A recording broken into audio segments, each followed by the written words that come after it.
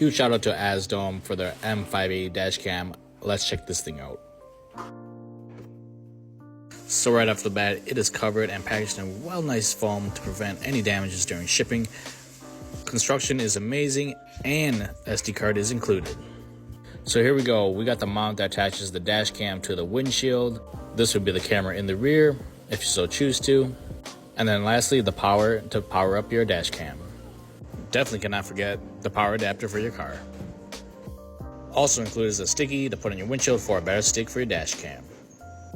Assembly of this camera is pretty straightforward.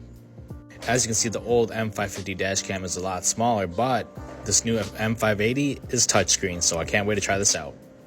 So let's go get this thing installed. What are we waiting for?